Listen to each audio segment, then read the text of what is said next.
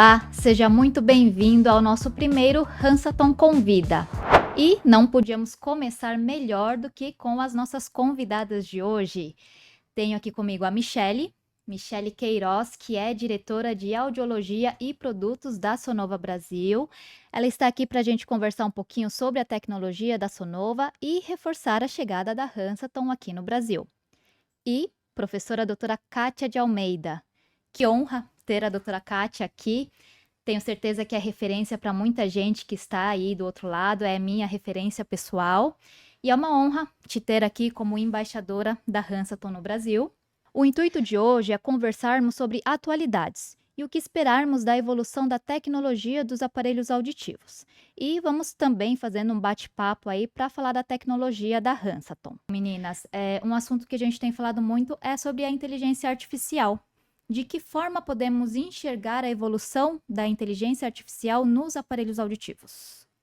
Primeiramente, gostaria de agradecer o convite, é uma honra estar com vocês duas aqui, a Milena, a professora Kátia, eterna professora Kátia, parabenizar por essa atividade aí que a Tom, né, junto com a Hansaton, lança.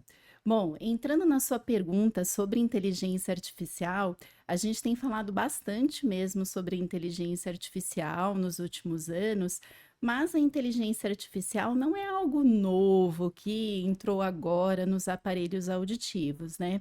No Grupo Sonova, eles estudam e desenvolvem inteligência artificial há mais de 30 anos. Nos aparelhos da Hansaton, a gente tem a inteligência artificial desde 2000. Ela iniciou com a classificação dos ambientes. De uma forma simplificada, o que seria isso? A inteligência artificial ela é treinada com vários tipos de ambientes sonoros e aí a cada lançamento o aparelho ele fica mais efetivo e mais eficiente no reconhecimento destes ambientes sonoros, né? Então, se o paciente está num ambiente silencioso, está num ambiente com silêncio e fala, se está num ambiente ruidoso, e o ambiente ruidoso tem seus desafios, porque às vezes eu tenho o quê? Ruído de fala junto com música, e aí o aparelho, a cada lançamento, mais exemplos sonoros entram no treino dessa máquina e a inteligência artificial também ela vai evoluindo e ela vai conseguindo, vamos dizer assim, se autoprogramar e fazer trazer novas funcionalidades para o aparelho auditivo na identificação do ambiente. Seria isso, doutora Kátia? Falei direitinho?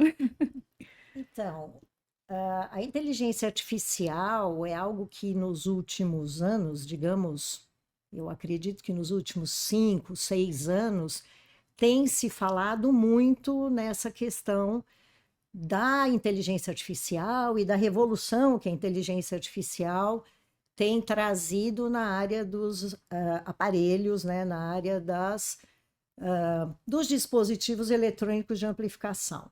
A inteligência artificial, como você bem falou, né, Michele, faz muitos anos que ela está e que ela foi introduzida nos aparelhos, né, nos dispositivos de amplificação.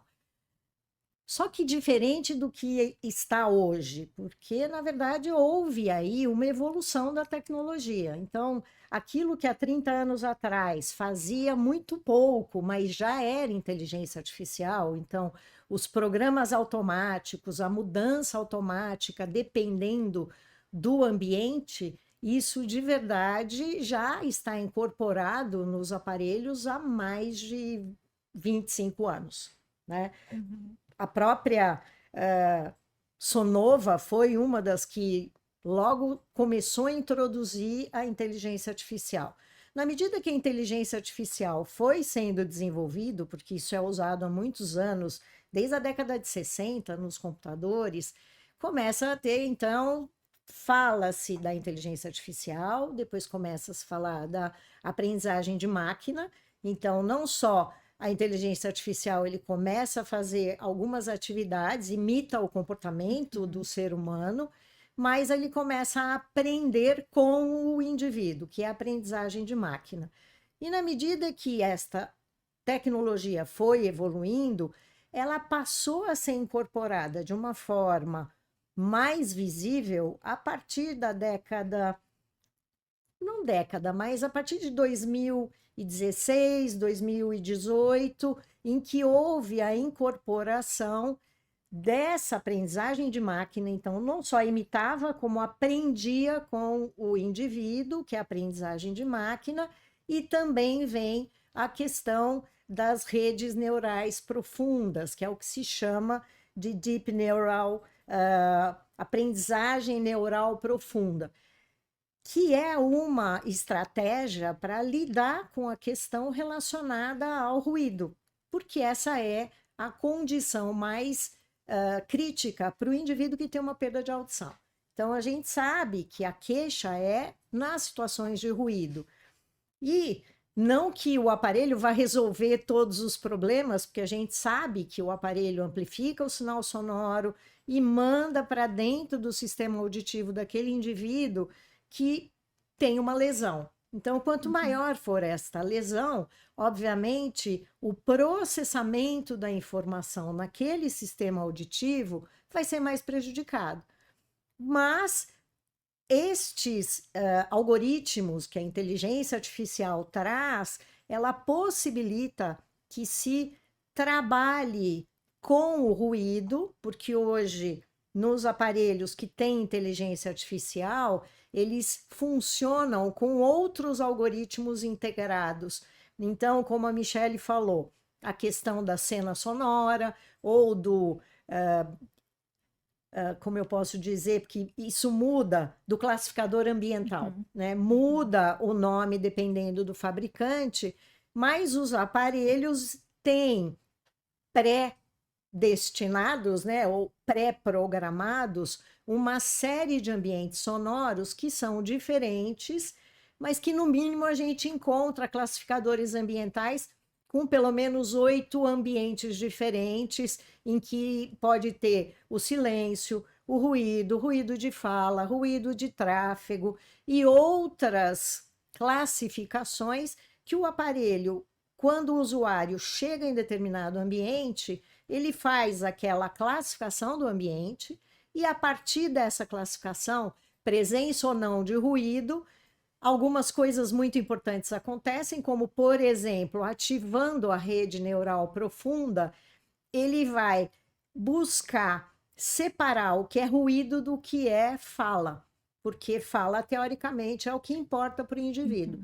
E ele faz esse trabalho buscando dar um processamento de sinal que melhore, ou seja, um som mais puro, mais trabalhado, com menor ruído. Isso não quer dizer que não vai ter ruído, mas fazendo uma ênfase, dando uma ênfase ao sinal de fala e acionar junto com isto não só a questão dos redutores de ruído, mas também a direcionalidade do microfone. Então, hoje, não adianta a gente falar de inteligência artificial, porque e só da inteligência artificial. Existe esta aprendizagem de máquina, existe essa rede neural profunda, e ela está comandando, dependendo de cada ambiente, ela vai comandar se vai colocar um microfone mais direcional, com um feixe mais estreito, focando mais a fala, ou mais amplo, e ao mesmo tempo trabalhando com uma redução de ruído maior ou menor. O que eu acredito que o objetivo sempre vai ser diminuir o esforço de escuta do paciente. É isso que as pesquisas, né, têm mostrado. Então, o que a gente vê de resultados ou de evidências, como a gente chama, né? Então, na área de pesquisa, eles trabalham muito com essa inteligência artificial, com o desenvolvimento desses algoritmos, tanto de aprendizagem de máquina quanto a rede neural profunda, e esse é o último desenvolvimento mais maravilhoso que foi colocado dentro de aparelhos. Hoje a gente tem até aparelhos que tem 2 chips lá dentro para poder processar o sinal, né? O exemplo disso é a própria Sonova, que tem um aparelho com 2 chips, porque na hora que eu uso o aparelho, tem uma questão de que se eu ouço melhor, se eu tenho menor, se eu coloco menos esforço de escuta, ou seja, eu estou usando menos a cognição para poder compreender a Uhum. fala, especialmente num ambiente mais desafiador, eu tenho uma facilidade, eu tenho uma fadiga auditiva menor e eu me sinto um pouco menos cansado ao fim de um dia em que eu fui exposta a muitos ambientes desafiadores.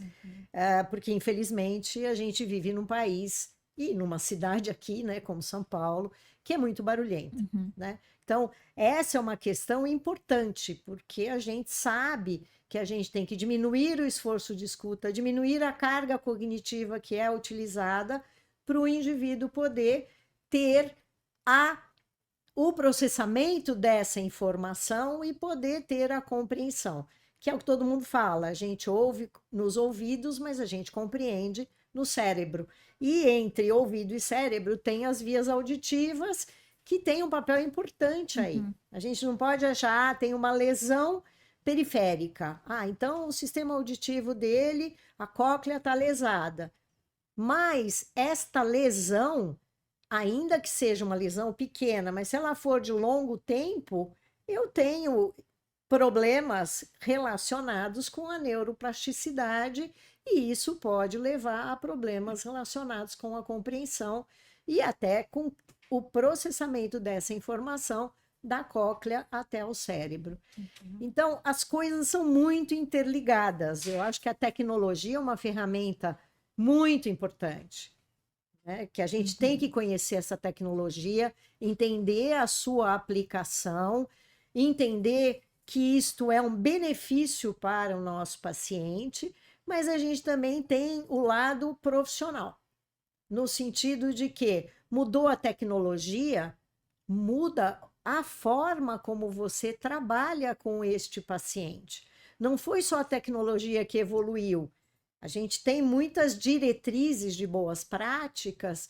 Se a gente for olhar como era há 20 anos atrás e hoje o que está sendo proposto, é também, representa também uma evolução, e isso faz com que o nosso trabalho, os procedimentos que a gente aplica, o cuidado com o indivíduo, isso também tem que se adequar a essas mudanças tecnológicas.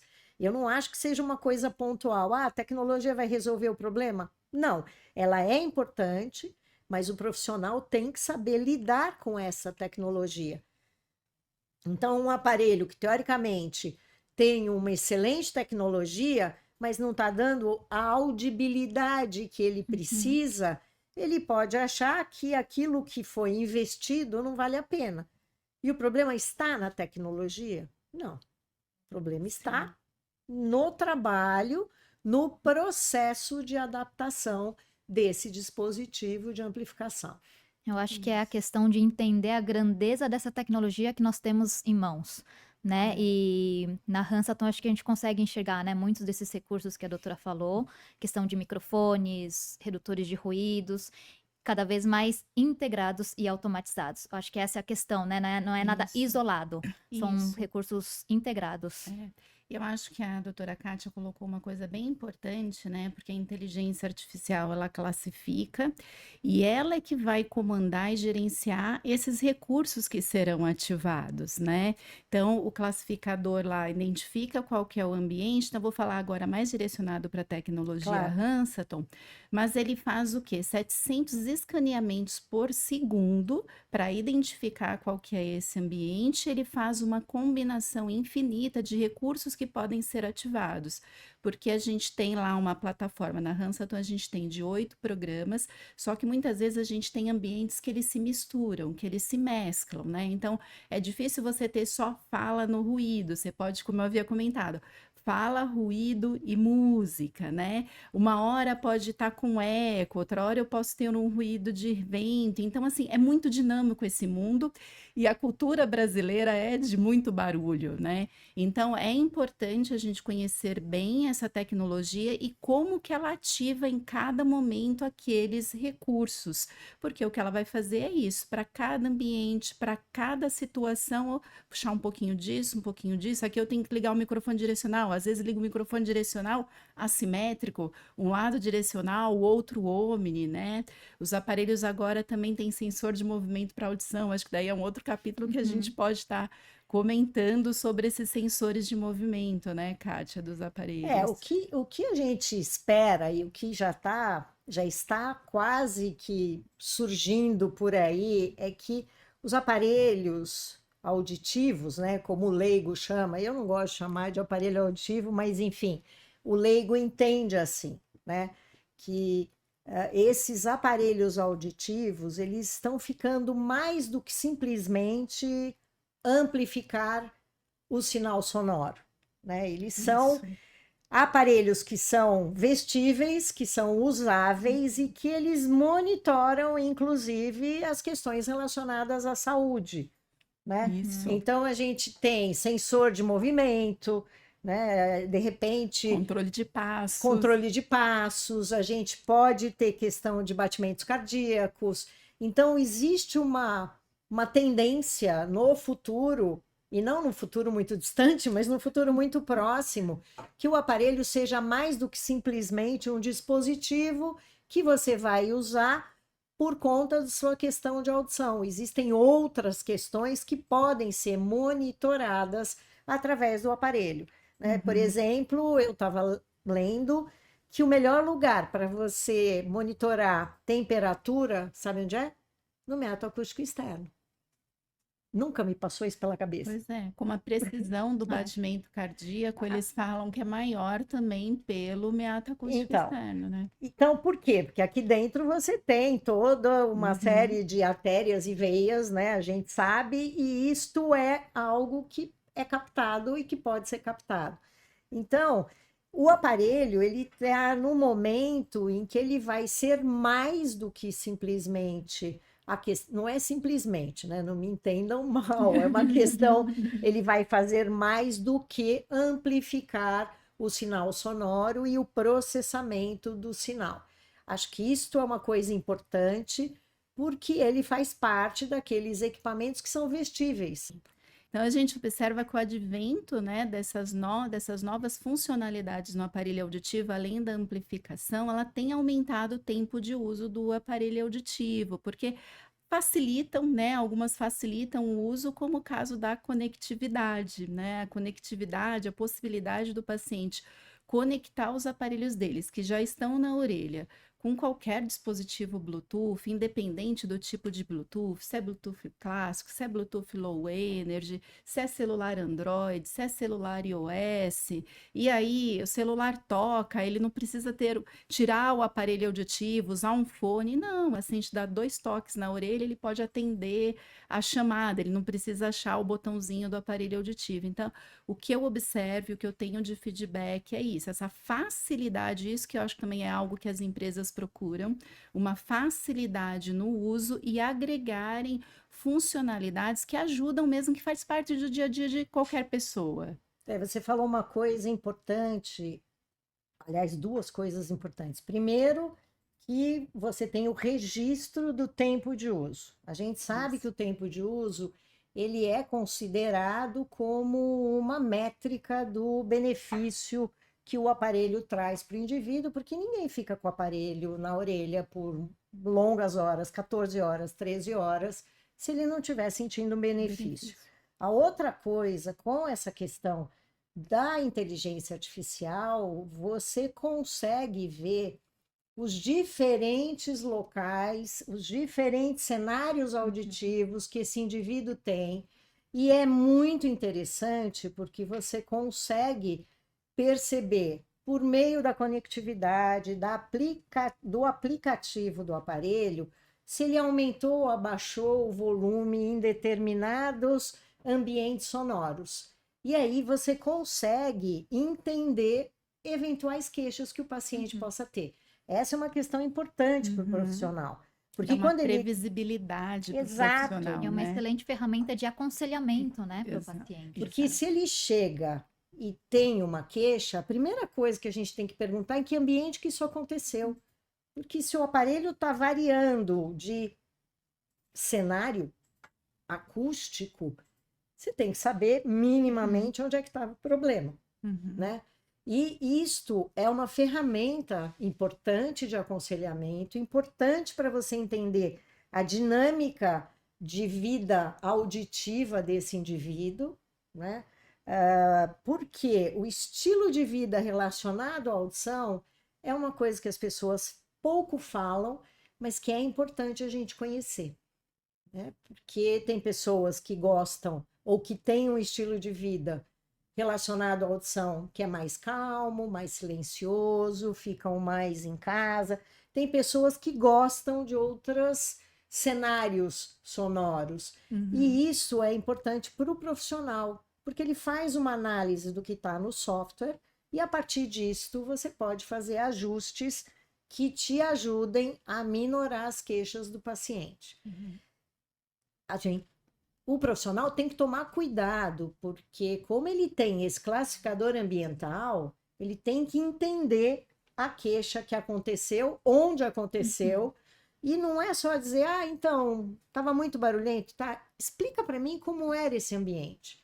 Porque é muito diferente se eu estou num casamento em que tem 500 pessoas e que tem música, dança, todo mundo falando ao mesmo tempo, e se o paciente te relata, se o usuário te relata que ele estava num restaurante muito tranquilo, numa mesa com 4 pessoas e que o ruído ambiental era bem menor.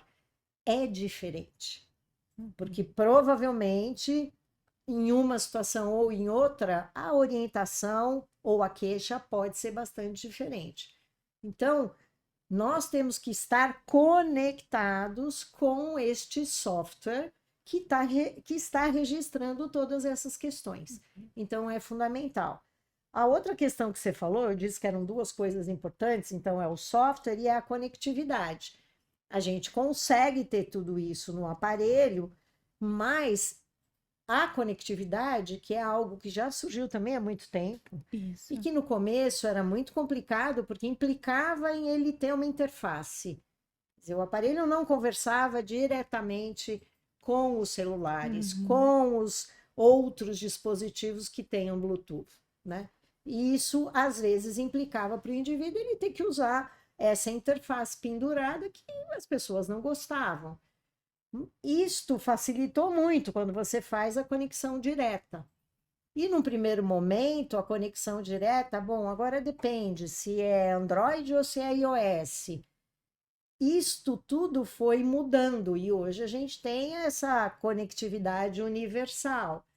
Qual que é o problema que eu vejo hoje? Depende, porque a gente tem tantos modelos de aparelho, de telefone, estou falando de A celulares, gente né? tem que ser especialista nos É. celulares Que agora. você tem que entender se aquele aparelho ele é compatível com aquele celular. Então, não é o problema do aparelho, não é o problema da conectividade, mas é o problema do celular que o paciente tem. Então, essas questões nós temos que estar atentos com relação a isso, né? Mas com a conectividade universal da Sonova, acho que a gente minimiza bastante, né, essa questão. Bastante isso.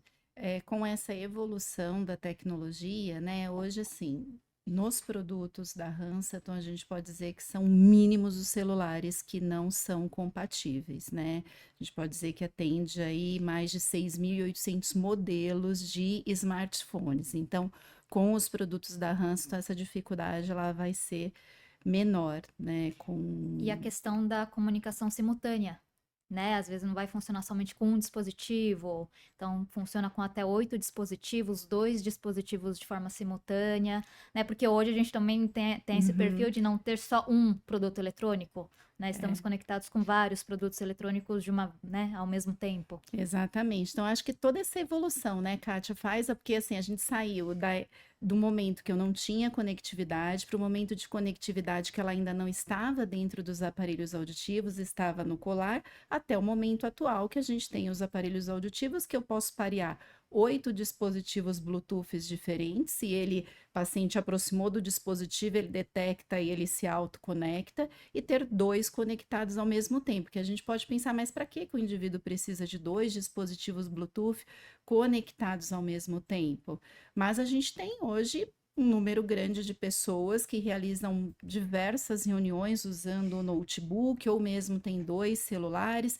Então, essa facilidade que hoje o paciente tem de uso dessas tecnologias, que no passado era um pouco mais complicado, tem engajado muito o uso e aumentado, acho que esse tempo de uso. Isso tem sido, acho que o grande boom, assim, o grande advento dessa evolução da inteligência artificial, da gente conseguir pular de um cenário para o outro, de uma situação para outra, com a velocidade que nossa vida está hoje com as Eu acho que tecnologias, as né? palavras-chaves aí são facilidade, né? Cada vez mais facilidade para os nossos pacientes e a automatização, né? A Sim, gente não tem mais aparelhos que dependa da consciência do paciente mudar programas, em ele ter que reconhecer em qual ambiente está inserido e qual programa ele precisa usar. Então, os aparelhos isso cada vez mais mesmo. inteligentes no sentido de serem automatizados, né? E Uhum. cada vez mais específicos nesse reconhecimento ambiental. Isso. E a Kátia, eu queria colocar que ela falou uma coisa também que eu acho bem importante. Nessa questão do aparelho hoje ele fazer um registro de uso e isso ajudar no nosso aconselhamento, é muito importante isso porque nos ajuda também a selecionar a tecnologia correta, porque no passado a gente ficava muito assim, ai, deixa eu ver o grau da perda auditiva, muito focado no audiograma do paciente, nas características ali daquela perda auditiva, para fazer inferências de qual tecnologia eu vou colocar. Hoje, tendo o registro de uso, né? E aí, mais uma coisa importante, o teste anterior com o aparelho auditivo, para que a gente possa fazer um aconselhamento melhor do tipo de tecnologia que é mais apropriada, porque como você falou, o estilo de vida do paciente, né? Isso nos ajuda muito ali a selecionar a tecnologia, o Sim. grau de tecnologia mais adequado para cada caso. E aí a gente volta nessa história de ter o profissional capacitado, né? Então a gente ter essa Uhum. grandeza de tecnologia nas nossas mãos, mas a gente precisa conhecer e se capacitar para saber usar essa tecnologia. Eu acho que nós temos uma tríade, né? Então a gente tem o produto, a tecnologia, temos o candidato ao uso da amplificação e o profissional, né? E é uma Uhum. tríade que um não acontece sem o outro. Então, no passado, eu acredito até que as próprias diretrizes de boas práticas, elas acabavam pondo bastante ênfase no dispositivo, no aparelho, né? Até porque Verdade. precisava se ter desenvolver protocolos. Então, na medida que foi havendo essa modificação da tecnologia, começou-se a perceber que o aparelho tinha muitas questões, ele trazia muitas possibilidades de você regular e ajustar. A gente saiu da tecnologia analógica no fim dos anos 90, no século passado. Eu fui dessa época, tá? Com a chavinha. É, eu ainda não estava nessa fase, mas tudo bem. Então a gente passou pela questão da tecnologia analógica, vai para a tecnologia digital, teve essa transformação que foi uma mudança bastante importante, porque nós conseguimos expandir muito os horizontes e conseguimos individualizar mais.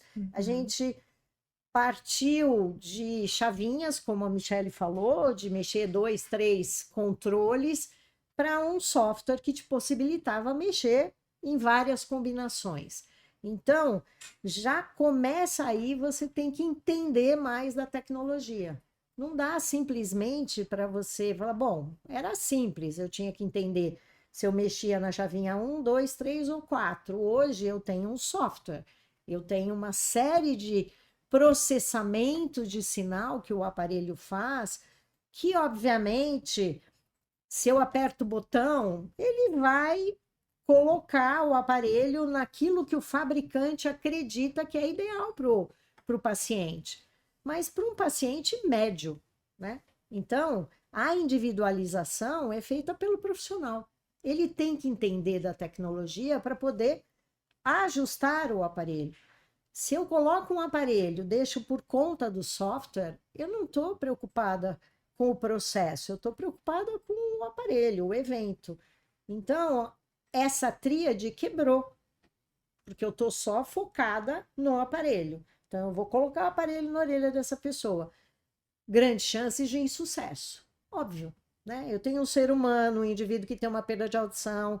Hoje se fala no cuidado centrado no indivíduo, em que você tem que olhar o indivíduo, não é só mais o audiograma, eu tenho que ter um panorama daquele indivíduo e daquele ser que trabalha, pensa, tem relação pessoal, profissional, e que está aqui em atividades do dia a dia. Eu preciso entender isto, porque a deficiência auditiva, a perda de audição, traz um impacto muito, que pode ser substancial ou não, depende do indivíduo, mas é um impacto de uma forma bastante global nas suas atividades de vida diária.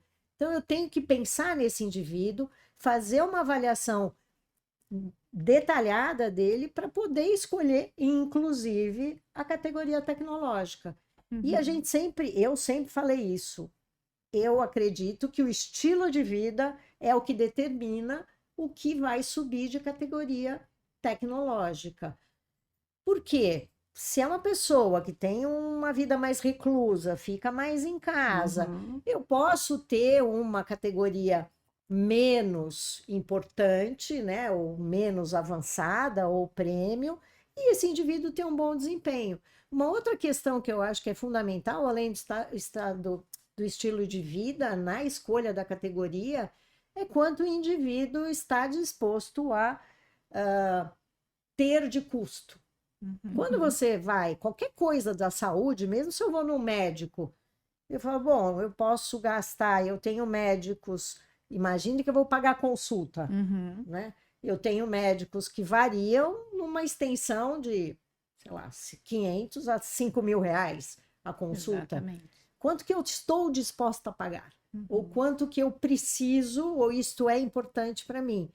Óbvio que isso depende de cada indivíduo. Então, o profissional também tem que se preocupar com isso, né? Porque eu vejo que, apesar de toda a tecnologia, ainda o profissional, e aí vai naquilo que você falou, você tem que capacitar o profissional, porque às vezes ele justifica um aparelho mais caro por algumas questões que não fazem o menor sentido para o paciente, para o usuário. Então, ele vai explicar que o aparelho com categoria melhor. Vou dar um exemplo desse que a gente está cansado de saber. Tem mais canais. O que isso implica para o paciente? Isso não implica nada para ele. Então, esta questão também é muito importante. E o profissional precisa estar capacitado para responder essas questões. Porque o usuário, quando ele te procura, ele quer uma resposta sua. Né? Exatamente. Acho que mais uma vez a gente retorna de saber exatamente como que funciona cada recurso, em quais momentos que eles são ativados, de que forma eles são ativados, para que a gente possa fazer uma boa indicação, uma boa seleção da tecnologia. E a gente acabou de sair de um congresso, né, do Encontro Internacional de Audiologia, que vocês mostraram muito bem numa mesa a diferença aí do protocolo de adaptação dos aparelhos auditivos em adultos de anos atrás para o que está colocando hoje, atualmente. Então, uma das coisas falou-se da verificação. Eu gostaria que você falasse um pouco disso, né? Que se antes a gente falava era recomendado, hoje é essencial. Eu nunca sei se a palavra de verdade é mandatária ou mandatório. Eu acho que é mandatório. Exatamente. É mandatório isso. Vamos dizer assim, obrigatório. Essa é uma parte importante, porque hoje a gente tem bem estabelecido em todas as diretrizes clínicas, né, de boas práticas, que a gente tem que ter um processo com várias etapas. Então, a gente faz a avaliação do paciente, a gente seleciona o aparelho. Depois que eu fiz a seleção do aparelho, de todas as características que aquele aparelho tem que ter para aquele indivíduo, tipo acoplamento acústico, se eu vou usar molde, se eu vou usar ponta auricular ou olivas, como as pessoas chamam, tudo isso eu tenho que verificar, porque até aquele momento o profissional está num trabalho bastante solitário. Ele está escolhendo as coisas e falando para o paciente, olha, isso era melhor para você, esse é melhor para você, esta regulagem é aquela ideal para você. No que eu estou me baseando? Eu estou me baseando na minha expertise, obviamente, mas antes de tudo no meu conhecimento sobre boas práticas, que é isso que tem que guiar o nosso trabalho, mas eu também estou olhando para as características individuais daquele indivíduo. Ficou esquisito, características individuais do indivíduo. Eu também estou olhando para aquele indivíduo com suas características próprias, ok? E nós vamos juntar tudo isso para agora, tudo que eu escolhi está na orelha do paciente, eu preciso saber se eu obtive aquilo que eu previa obter. Né? Então, eu estou usando um método prescritivo validado, genérico. O que quer dizer genérico? Eu posso usar com qualquer marca de aparelho.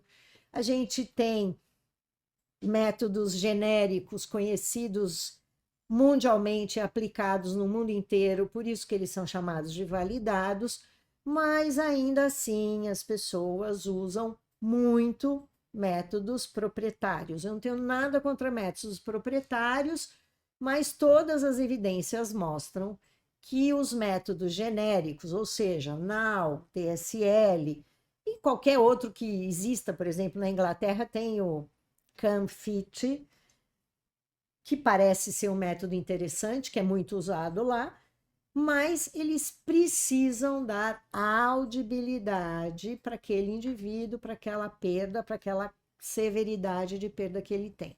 Audibilidade. E a gente sabe que essa é uma métrica importante. Como é que eu sei se ele está dando audibilidade?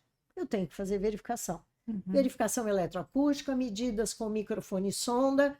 Existem diretrizes do Conselho Federal de Fonoaudiologia, que foram lançadas em 22, que eu tive a oportunidade de trabalhar nestas diretrizes com um grupo de profissionais, e lá a gente dizia que era recomendado fortemente. Eu acho que hoje a gente sabe que a verificação eletroacústica é padrão ouro.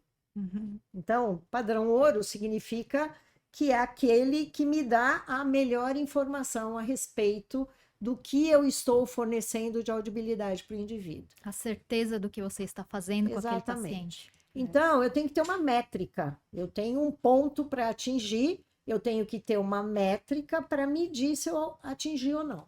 E isto é muito importante.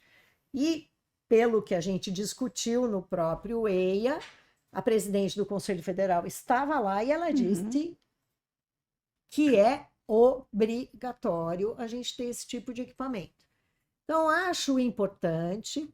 Eu sou uma pessoa que eu trabalho com esses equipamentos, eu tive a sorte de trabalhar desde que eles chegaram no Brasil, eu trabalho com esses equipamentos, e houve um momento na transição entre aparelho analógico e digital que isso ficou meio perdido, porque os aparelhos evoluíram e esses equipamentos de verificação eletroacústica não evoluíram tanto quanto deveriam, mas foi uma lacuna que rapidamente os fabricantes de equipamentos com microfone e sonda resolveram essa questão.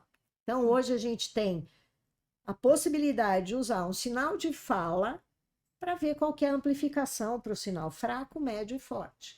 E a gente sabe exatamente o pacote de amplificação que você está dando para o paciente, né? E hoje, nos aparelhos auditivos, a gente também tem isso, algum software, como os produtos da Sonova, da Hansa, não tem um protocolo de verificação, que ajuda o profissional, principalmente se ele está iniciando esse trabalho com a verificação, né, de poder ali, a cada regulagem, ele fazer dentro do próprio software, ativar o equipamento de verificação e seguir o passo a passo ali, conseguir fazer essa verificação, o que facilita muito, né, não tem... Eu acho que a gente vai chegar a um momento que talvez o próprio aparelho faça esse tipo de verificação. Vamos ver, né? Já houve uma E por que tentativa, não, e né? por Com que a não? evolução da inteligência artificial, por que não? Tudo é possível, eu acredito, em termos de evolução, mas nessa área que a gente lida com equipamento, a tecnologia é fundamental. Uhum, E o que a gente está discutindo é o quanto do profissional ele se envolve com essas questões e o quanto que ele tem que aprender a lidar com isso. Porque apesar da gente fazer o ajuste fino, de fazer a verificação eletroacústica, existem momentos em que a gente vai ter que acionar ou mais ou menos determinado algoritmo, redução de ruído, microfone, que independe da verificação, percebe? uhum, Então, uhum. eu tenho que ter uma ideia de como aquele aparelho funciona em todos os aspectos. Então, se surge uma coisa nova, a gente tem que aprender a lidar com isso e Uhum, saber como é que vai usar o protocolo. O que hoje as diretrizes de boas práticas põem como foco é o indivíduo, não é mais o aparelho. exatamente. O aparelho é importante, mas ele não é a figura central. É o processo que vai fazer com que esse indivíduo use o aparelho. E eu trabalho nessa área já há muitos anos. Eu comecei com aparelhos analógicos, em que a gente fazia um trabalho que era um trabalho com aparelho linear, simples, mas que as pessoas usavam o aparelho. Então, eu sempre acreditei no processo. O processo faz a diferença, não é a tecnologia.